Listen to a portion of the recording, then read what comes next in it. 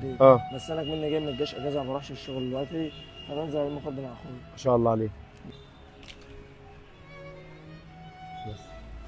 السلام عليكم. ازيك يا كبير، عامل ايه؟ من شويه كان في شاب كده جالك وانت يعني عملت معاه موقف انساني حلو جدا، تمام؟ وجاب فطار وكده، فاهمني؟ انت عملت كده معاه ازاي ولا ايه اللي حصل؟ عشان هو جالي قال لي انا عايز سندوتشين ومعيش فلوس ويجي غيره، واحنا الحمد لله بنعمل كده على طول. اه، يعني انا شفتك ما حسبتوش، يعني استغربت، فاهمني؟ ولا عادي. هو صاحبك انت عارفه يعني؟ عارفه. بيجي لك على طول أيوة. يعني؟